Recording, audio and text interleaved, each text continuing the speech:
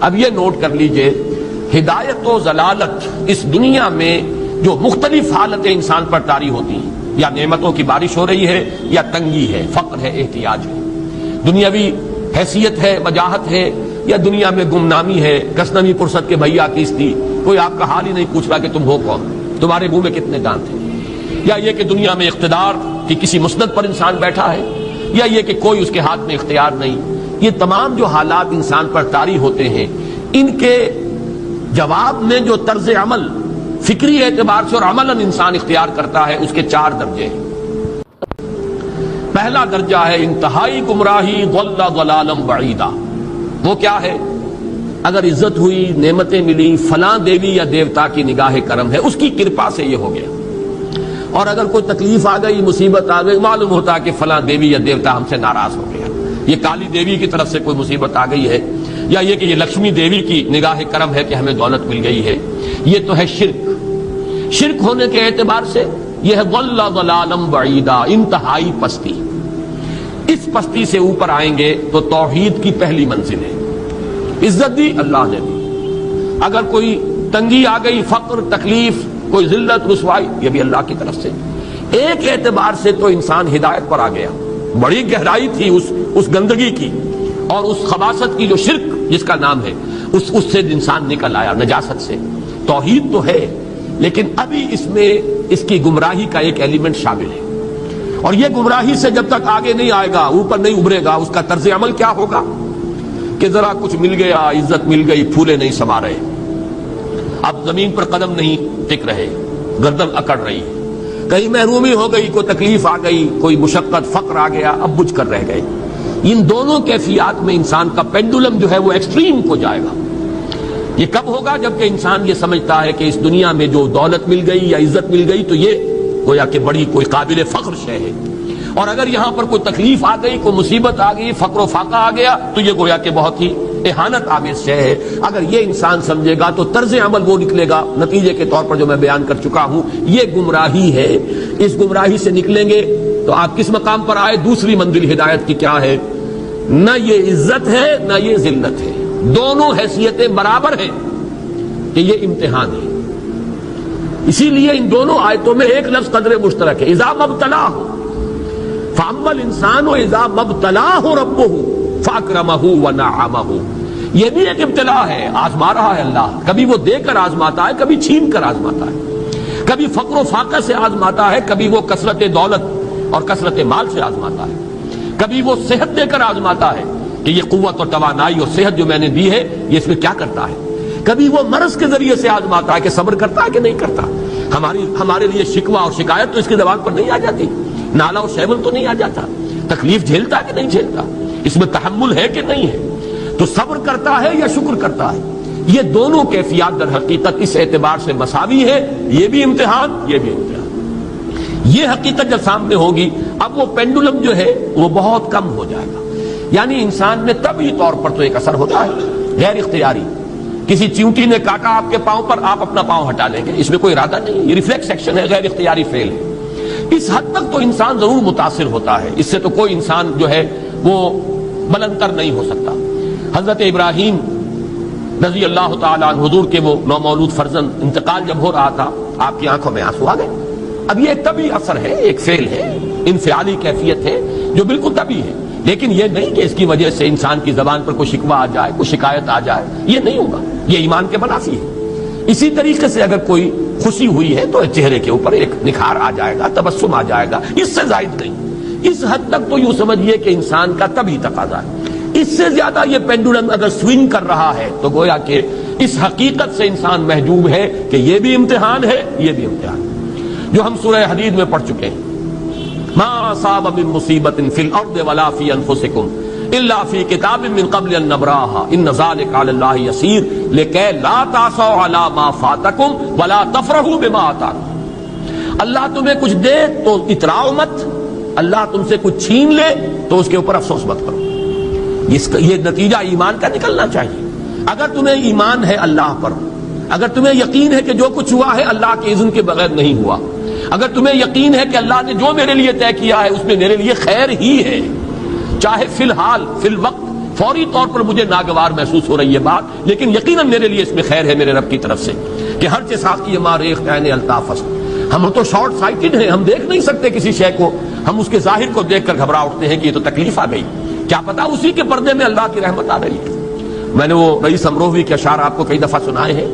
وہ وقت آیا کہ ہم کو قدرت ہماری سعی و عمل کا پھل دے، بتا رہی ہے یہ ظلمت شب کہ صبح نزدیک آ رہی ہے۔ ابھی ہے کچھ امتحان باقی، فلاکتوں کے نشان باقی، قدم نہ پیچھے ہٹے کہ قسمت ابھی ہمیں آزما رہی ہے۔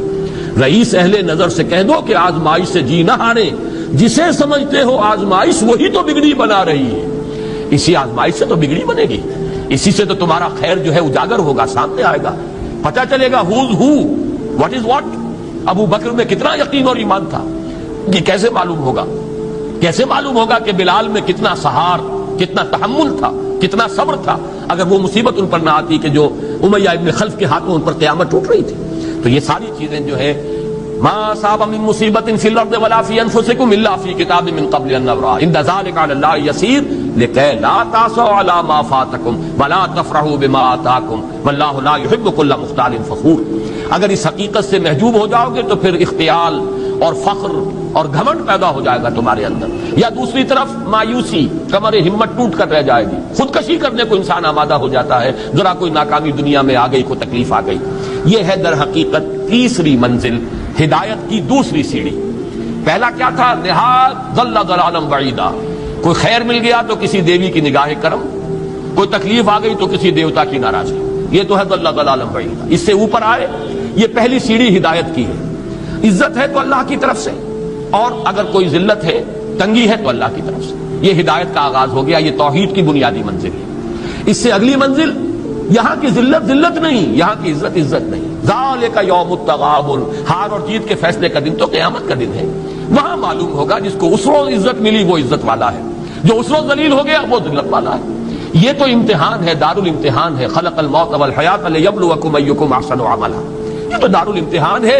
امتحان ہونے کے ناطے دونوں برابر ہیں۔ اس سے اوپر ہے ایک چوتھی منزل، ہدایت کی تیسری منزل۔ وہ کیا ہے؟ عام طور پر انسان یہ سمجھتا ہے کہ یہ جو آزمائش ہے تنگی کی اور فقر و فاقہ کی، یہ سخت تر آزمائش ہے، اور نعمتوں کی بارش ہو تو یہ آسان آزمائش ہے۔ یہ بھی ابھی گمراہی کا ایک پرت جو ہے اس کی باقی ہے۔ ابھی ہدایت کا جو کامل جو ہوگا انکشاف، وہ کب ہوگا؟ جب انسان اس حقیقت کو جان لے کہ جہاں وسعت ہو، جہاں کثرت ہو، وہ زیادہ بڑا امتحان ہے، سخت امتحان ہے، بجائے اس کے کہ اگر قلت ہے، کمی ہے، یہ کم تر امتحان ہے، یہ کم بھاری امتحان ہے۔ کیوں؟ کہ اگر آپ کے پاس کثرت ہے، آپ کے اندر غفلت پیدا ہو جائے گی۔ کثرت کا لازمی نتیجہ غفلت ہے۔ نہ کوئی غم کرو، نہ خوف، خوشیاں مناؤ جنت کی جس کا تم سے وعدہ کیا گیا تھا۔ اللہ کی ربوبیت پر اطمینان جب انسان کو ہو جاتا، میرا رب اللہ ہے، ربی اللہ، انسان کے لیے نہ کوئی کھٹکا، نہ کوئی خطرہ، نہ کوئی خوف، نہ کوئی حزن۔ جو کچھ ہو رہا ہے کس کے اذن سے ہو رہا ہے؟ اللہ کے اذن سے۔ اللہ کے اذن کے بغیر پتہ تک نہیں ہلتا۔ یہ کوئی اندھا بہرا مادہ نہیں ہے جس سے مجھے کوئی خوف ہو۔ اندھا بھینسا چلا رہا ہو، اس سے تو ڈرنے کا ہر انسان کو ڈرنا چاہیے، نہ معلوم کس کو ٹکر مار دے۔ لیکن نہیں، اس کائنات کو چلانے والا ایک سمیع و بصیر خدا ہے۔ وہ جو میرا دوست ہے، میرا ولی ہے، اللہ ولی الذین آمنوا یخرجہم من الظلمات الی النور۔ اللہ اہل ایمان کا ولی ہے، ساتھی ہے، پشت پناہ ہے، مددگار ہے، حمایتی ہے۔ بتائیے جسے یقین ہو جائے کہ اللہ میرا مددگار، اللہ میرا محافظ، اللہ میرا پشت پناہ، اللہ میرا حمایتی، اس کے لیے کوئی خوف ہوگا؟ اس سے کوئی ڈر ہوگا؟ میں مثال دیا کرتا ہوں ایک بہت سادہ، پنجاب کے دیہات کی۔ تو بڑا چودھری ہے اور کوئی غریب کسان ہے۔ اس غریب کسان کی کہ جانوروں کو ہر وقت اندیشہ ہوگا چوری کا، کوئی میری بھینس کھول کر نہ لے جائے، کوئی میرا بیل کھول کر نہ لے جائے۔ لیکن جس کے بارے میں یہ سب کو معلوم ہو کہ وہ جو بڑا چودھری ہے وہ اس کا دوست ہے، اس کی بچیا کو کوئی خوف ہوگا؟ اس کی بھینس پر کوئی ہاتھ ڈالے گا؟ اسے کوئی اندیشہ ہوگا؟ نہیں۔ کیوں؟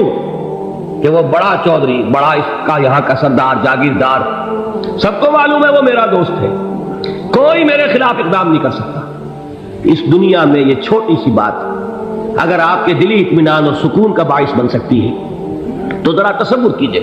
میں لفظ تصور استعمال کروں گا صرف اس لیے کہ اس کا ہم جس کو کہتے ہیں ادراک اور شعور کر نہیں سکتے، اگر کے ساتھ کر سکتے۔ اگر یقین ہو کہ اللہ میرا مددگار اور یقین ہو کہ اللہ ہر آن میرے ساتھ ہے، پھر کوئی خوف؟ کس کا خوف؟ کوئی شے اللہ سے بالا تر ہے؟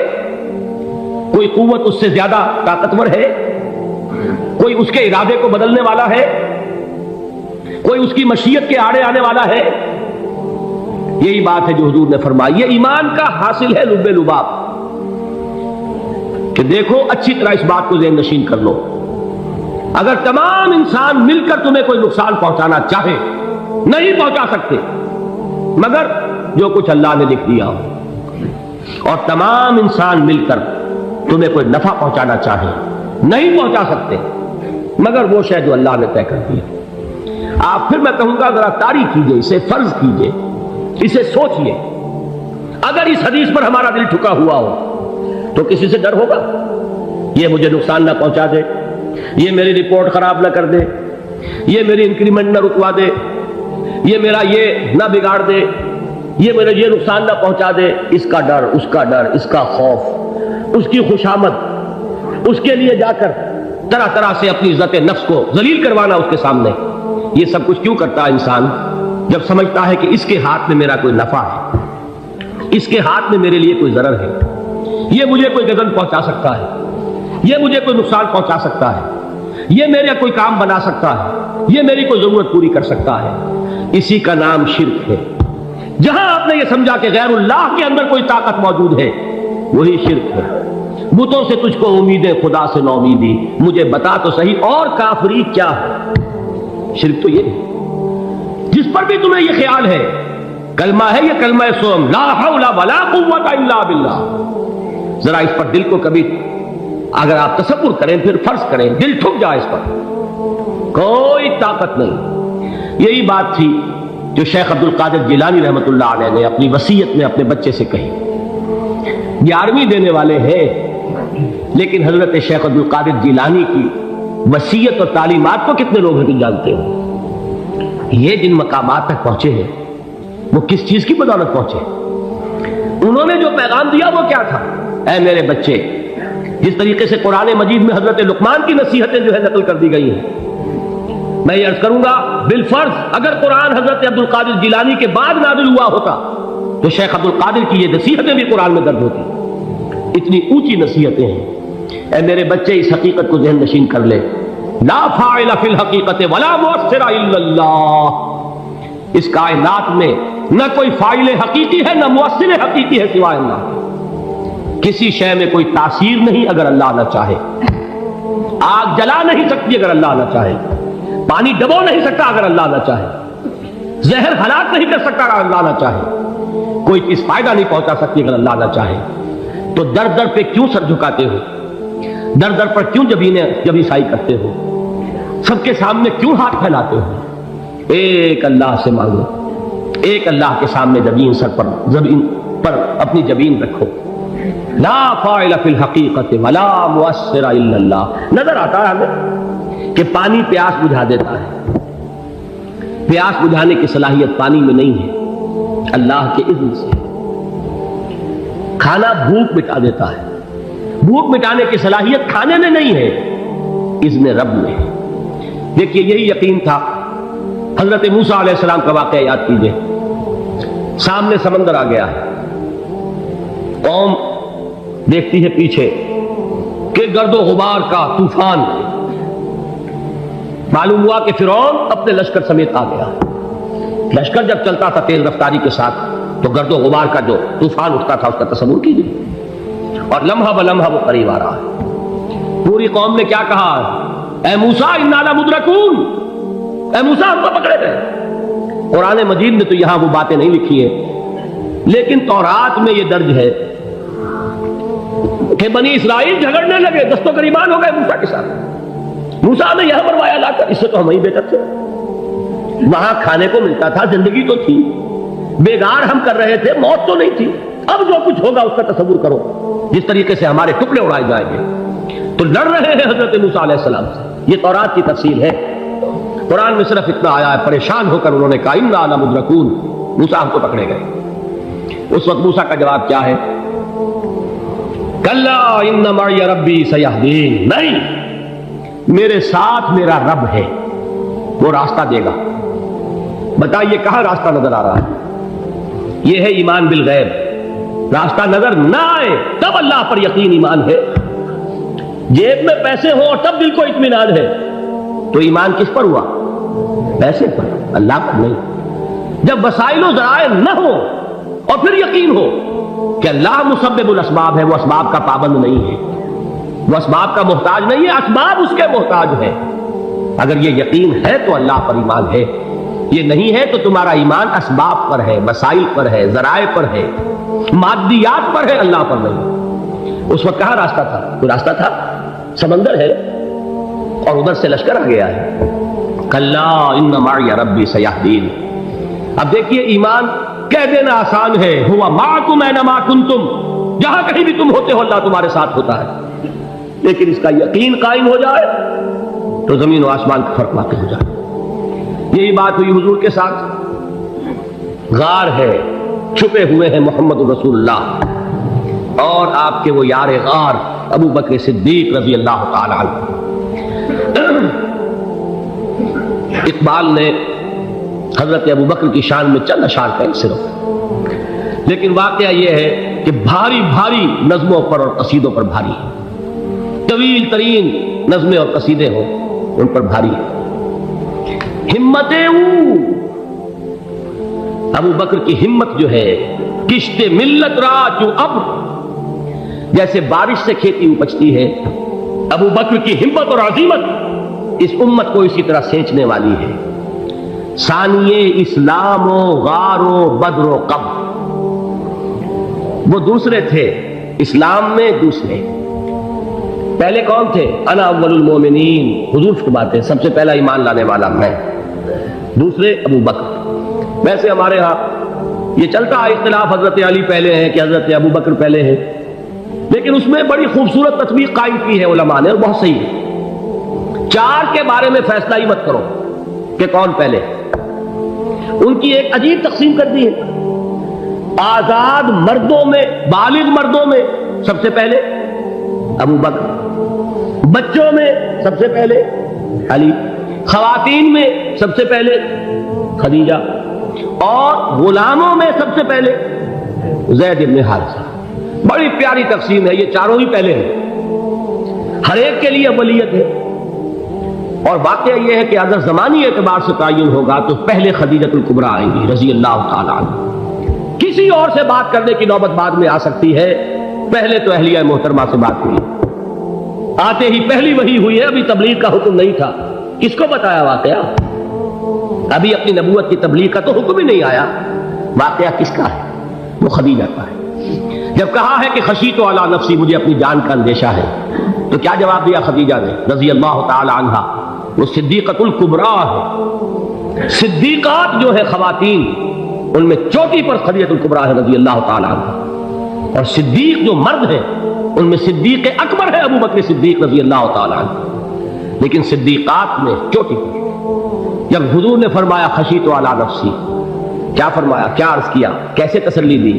نہیں نہیں، اللہ آپ کو ضائع نہیں کرے گا، آپ غریبوں کے ہمدرد ہیں، آپ مساکین کے تکالیف رفع کرنے والے ہیں، آپ بیواؤں کی سرپرستی کرتے ہیں، آپ مسافروں کی خدمت کرتے ہیں، اللہ آپ کو ضائع نہیں کرے گا۔ یہ یقین ہے اس خاتون کے اندر۔ خیر وہ ایک علیحدہ بات ہو جائے گی۔